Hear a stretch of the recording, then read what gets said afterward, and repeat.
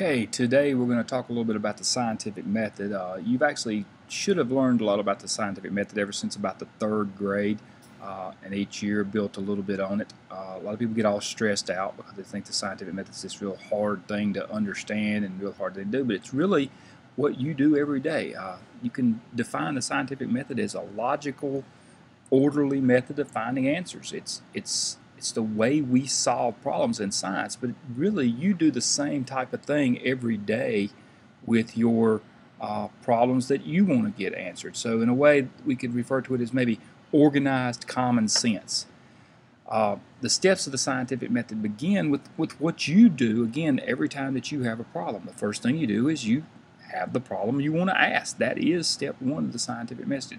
What is it that you want to know? What's the question that you're asking? You're defining the problem that needs to be resolved. Maybe I want to know what we're having for lunch today. That would be step one of the scientific method. The second thing I do is I gather as much information as I can about the question that I have. It may be that I can find a lot of my answers or what I think is going to be the right answer in information somebody else has. I can talk to people, I can read newspapers, I can search the web on the computer, I can look for any kind of material that's been published, or I can simply sit back and observe depending on what the question might be. The third step is what we call formulating hypothesis or forming your hypothesis.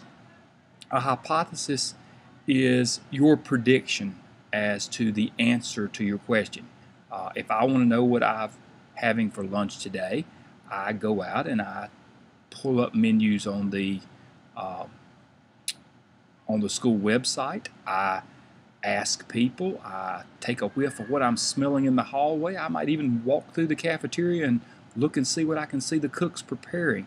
But I'm gathering information, and once I've done that, then I can make a guess about the answer. I didn't just take a wild guess, though. I based my guess on the information that I gathered. So a hypothesis is referred to as an educated guess. It's educated because you researched it and observed first. You didn't just take that wild guess. Even with that being said, though, most of the time, probably more often than not, the hypothesis is still proven wrong in the end, and you have to go back and start again.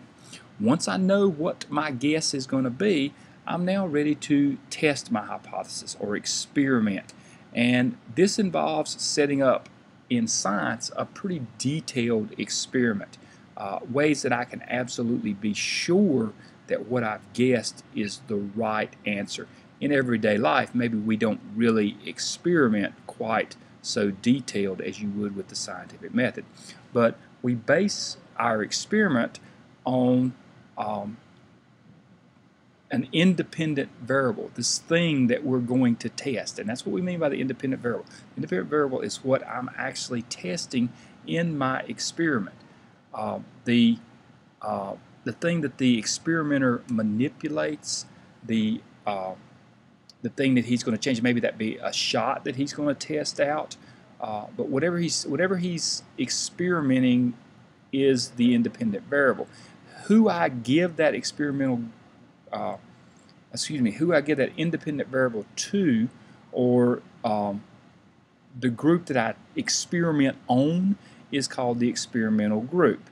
And then whatever happens to them is my dependent variable. It depends on the independent variable. The dependent variable is the changes that take place because of what I did, because of the independent variable that I used. A good experiment will also have a group known as a control group, and this is simply a group that you want to make sure that something else didn't come into play. If I was going to test out a new shot to see if it cured the cold or cured some disease, I want to be sure that my shot is what's causing them to be cured and not maybe something else. So I have a group that I don't give my shot to. I let them kind of stay normal. Maybe they're affected by the same disease that I'm trying to cure, but I only give the shot to my experimental group, the control group, I kind of leave them alone, leave them natural. If I feel like maybe the power of the mind is having an effect on the outcome, I may even include a shot that's a fake, so they don't know if they're getting the real test or whether they're getting the fake that might make them think they're going to get better. So a fake is called a placebo, and you only give a placebo to the control group when you're wanting to try and make sure that everything is the same between both your experimental group and your control. As I'm doing my experiment, it's labeled as a separate step, but while I'm doing my experiment, I'm collecting the data from that experiment. I'm analyzing my results. I'm looking at what happened. I'm keeping some very detailed records of exactly what I did, what I used, and what the procedures were in that process. Once I've got all that and I can analyze it, I'm ready to say, is my conclusion, is my hypothesis right or wrong? And that's called a conclusion. Too often people introduce something new in their conclusion that wasn't part of their hypothesis. Your hypothesis was a statement that you thought was the correct answer. Your conclusion is simply going to be, my hypothesis was right or my hypothesis was wrong. I'm going to restate that hypothesis saying that it was correct, or I'm going to state it in a way to say that what I had said was not correct. You don't want to introduce something new in your conclusion.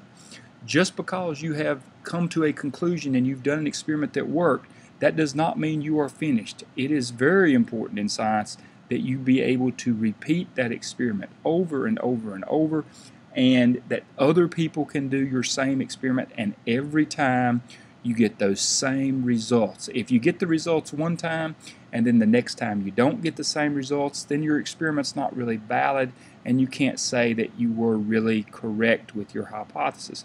You need to be able to replicate that work.